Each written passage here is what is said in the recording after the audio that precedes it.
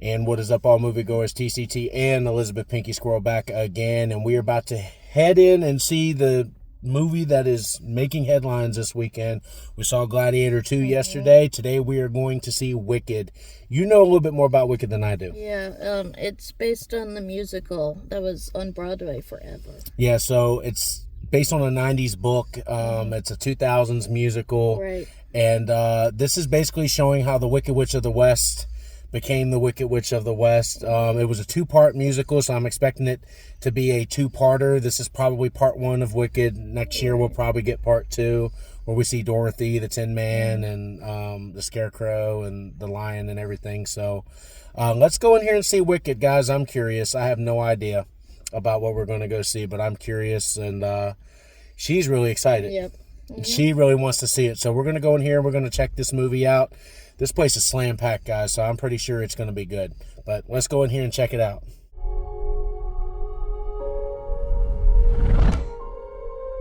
I'm not afraid. It's the wizard who should be afraid of me. All right, guys, we just got out of Wicked. I loved it. She loved every second of it. I am going to say probably the movie event of the year. They did a fantastic job. They did. They stuck really well to the orchestra, and they did. Look, I can put up with musicals and stuff, but that's probably the best one I've seen in a long time. Like I said, I'm not a huge fan of musicals. I've never been. That one kept me engaged, even though Ariana Grande was like a little too girly for me. that's the play. I know it. It's the play. I actually know a little bit about what was going to go down. They had to make her kind of like a rude, obnoxious girl in order to make you like Elphaba a lot more. Yep. And they want the audience to connect with Elphaba more than they do with Glinda the Good Witch. Yep.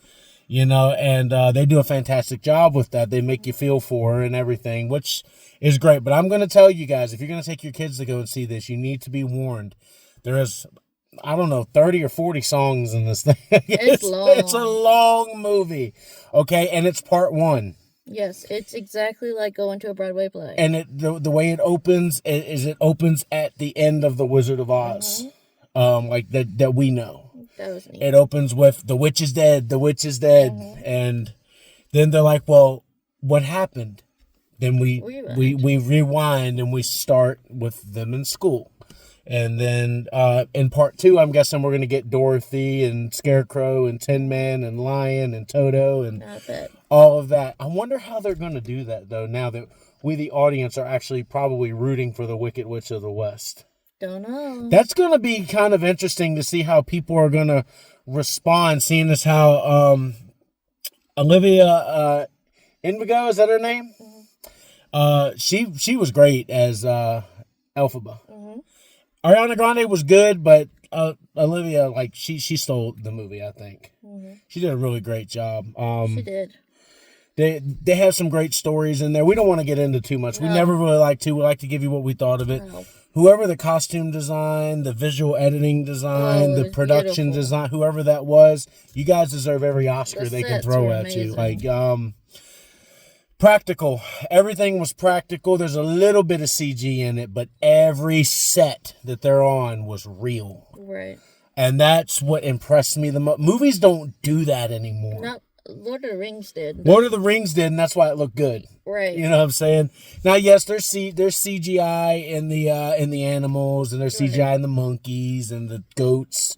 Peter Dinklage was great, by the way. Yeah, that was driving me crazy. Who was the voice? I couldn't figure it out why I know his voice so well. And then I saw it in the credits at the end. I'm like, oh my God, it's Peter Dinklage. Yeah, he's the goat. He was the goat. So it kind of drove me crazy, but yeah, some of the look, man, I was getting overloaded in there. Like, really? I like the movie. I think the movie's a solid 10 out of 10. I think so. I think it's a masterpiece. It really is. They did a great job capturing the play and the book, everything that I've heard over the years. I haven't seen the play or the book, but I've seen like clips, and bits, and you pointed it out in the movie. The two original actors from the play actually they make an appearance. They make an appearance, kind of playing their same roles, and doing their quirkiness like they did on the stage. It was great. But I'd say, man, the last half hour that's what stole the movie. It did. As soon as Jeff Goldblum, who plays the Wizard of Oz, he was great. He was great. Yes, it was so little time of him. It's really interesting because this is the first time we think of the wizard as a douchebag. You know what I'm saying? Like, we think of the good guys as bad guys right now. Right. I've never seen that with the wizard. And you know what? That's what made me curious. I'm like, it's trying to flip us because we all grew up watching The Wizard of Oz, right? Right. My God. You hated Margaret Hamilton. Right. Even though she was amazing. Oh my gosh, yes. As the Wicked Witch. But my God, man. How in the world can they take Glinda the Good Witch, the Wizard of Oz, and make you hate them so much? I hated Glinda in this movie. She was annoying. She was that was the whole point. Yeah. Ariana Grande, I'm going to tell you, I don't know if she was trying to act bad or she's just bad. But she did a great job of annoying the hell out of you. I think that's what Kristen Chenoweth did. Yeah.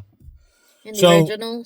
So I'm thinking she put on one hell of a performance. I think she matched it. Even though it looks like she's putting on a bad performance, that was the whole point. I think that's the was point. that she was supposed to be so animated, so... Oh my God, I'm a Barbie doll. She did look like a Barbie. I swear to God, like she was supposed to be a Barbie doll, while the other one's supposed to be an action figure, right? Yeah. Mattel decided on Barbie rather than this one, the off-store brand, right? You know what I'm saying?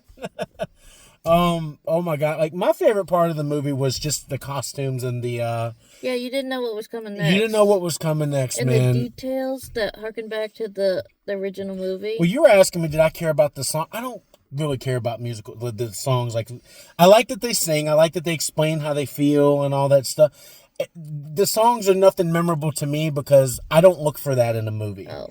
Even though this is the way I felt, and I explained this to you at the beginning of the movie.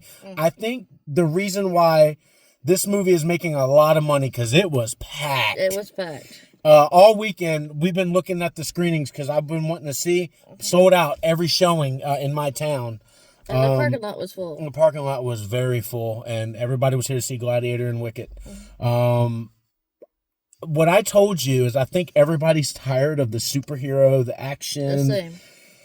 We're starting to kind of more, if you look over the last decade with all these musical movies coming out and how much money they're making, like Bohemian Rhapsody, Greatest Showman, Straight Outta Compton, Greatest Showman, even Wonka last year. Right. We went to see Wonka. I like that movie. A lot of people was like, oh man, it was too feminine. It is. This one's very feminine. I'm going to tell you right now, but I'm not going to look at it like that. People are going to be like, is it woke? Oh, absolutely. But here's the thing. It was woke before you knew what woke was. Yes. It's been woke forever. I'm not going to complain about this being woke because it's been woke since it got written in the 90s. Yep. So they actually knew what woke was back then. Today, woke is anything they want it to be, and that's what drives people crazy. So, yes, this was woke, but it wasn't the bad kind of woke. No. This was the woke that makes you feel bad for women and for that specific woman. Right. It was a lot of you're black, I'm white type stuff in there, right? Because you're green, I'm white. Do you want your skin color to change? Like it was a lot of that. Is it a blessing or a curse? Is it a blessing or a curse? And that was written in the book, and that was because they wrote the book kind of a couple decades from segregation time.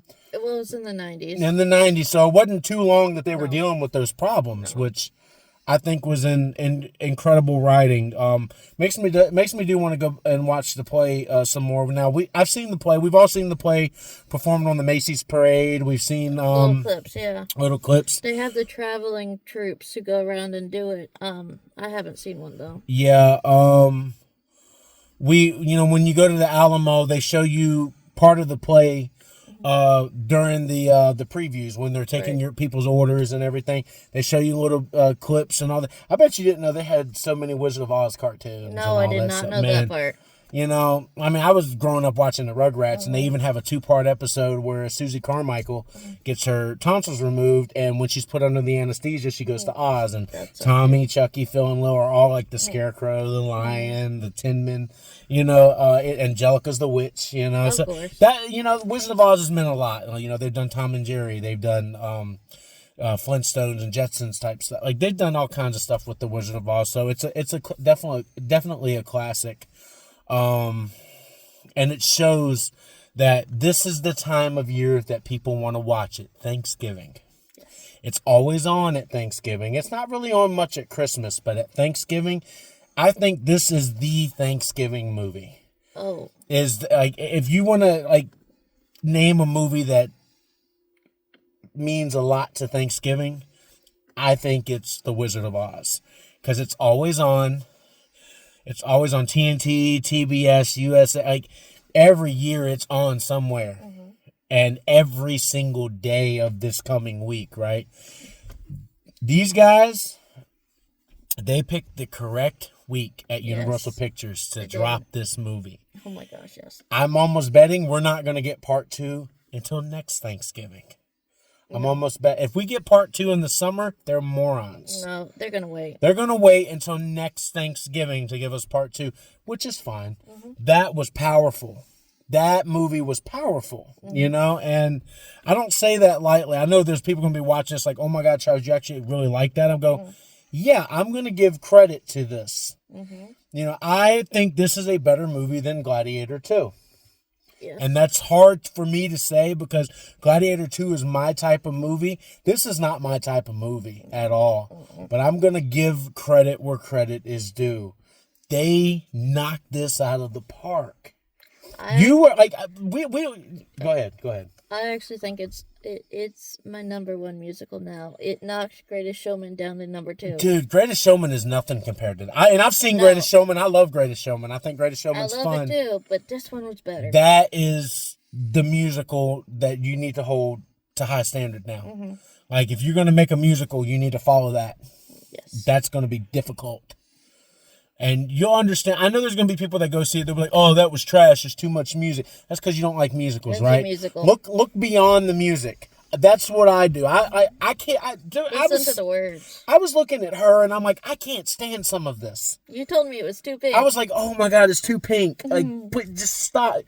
But the fact that it's getting an emotion out of me, like it's getting something out of me, that means it's working. Whatever it is, it's annoying me. You know, and I'm like, okay, well, they're obviously master filmmakers. They are. To annoy me. And then I'm like, oh, wow. Like, and when I'm watching the end and I'm watching her defy gravity. Yes. Like that. We all know that song. closing. And I'm like, damn, that is powerful stuff. Right? Wasn't it? And she was great, man. Like, she did a phenomenal job. She did it in the same key as Idina Menzel. And I think the I'm original telling was you. written for Idina Menzel. So to go and sing a song. Yeah, they were supposed to do this years ago, like as a movie. To go sing a song written for somebody else and to hit the same notes, that's incredible. See, it seems to me, I wonder if she got like training from her. Oh, She has to have. of course. Like, because she was, you know, we saw her on the movie. Idina Menzel's in the movie. Oh, you know they work together. And she makes a cameo and all that in there. But my God, man, like, yeah. they did a phenomenal job with They just didn't with the change vocal. it. Now I'm gonna give the choreographer for the choreography and all that. I'm gonna give them the highest accolades, man. It's really hard to move and step like they did. It was a Broadway production. Other than the end, the best scene in the movie was when she entered the ballroom under the sea, under the in the underwater cave. You like that? That to me was when the movie shifted. Right. So yes, that's my favorite part of the movie because I like looking for moments of a movie where a movie shifts to where it's like, okay, this then went from a family movie to, okay, there's something else at work. There's something else at work here, and it's for everyone. It's for everyone to watch. Like, she walked in, she started dancing, and everybody was making fun of her because she had the hat on. The hat. And then Glenda was like, well, who was the one that gave her the hat, was like, I can't stand by and watch this. No. And which at the beginning, I got that vibe when they lit the witch's thing on fire. Right. She just threw it in there, but you could just see in her look She wasn't happy. she was not happy. No. And she was like she was almost like a puppet when she was talking to the Munchkins at the beginning. Like she was saying things she was saying things she was told to say. Right. But her eyes said a different story. Like I was looking at her eyes great. the whole time while she was talking. It was like robotic. That was She's great like acting. she's like, I knew her. Yes. From school. Yep. Yeah, from school. Here's how it started. Like, and then she got it. and then she got like really animated, and it's like, dude, you could tell Alphabet meant a lot to her, right? Well, yeah.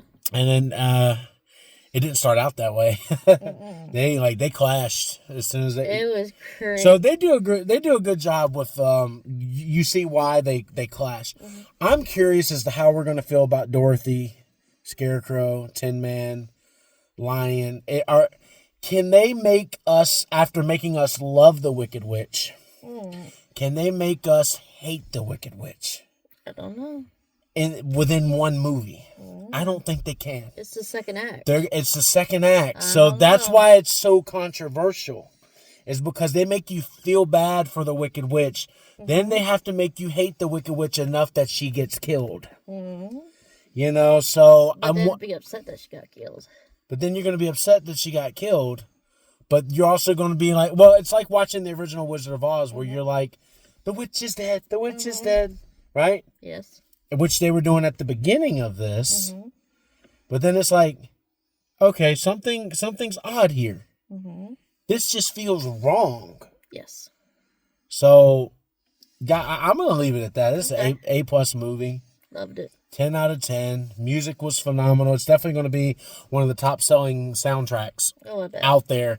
If I got to say something about movies for 2024, when you mention 2024, Wicked's probably the movie in history that they're going to talk about. Well, I think it's the movie we needed. Yeah. For the time. For the time. A lot of people need to watch it. You can hate it. You can love it.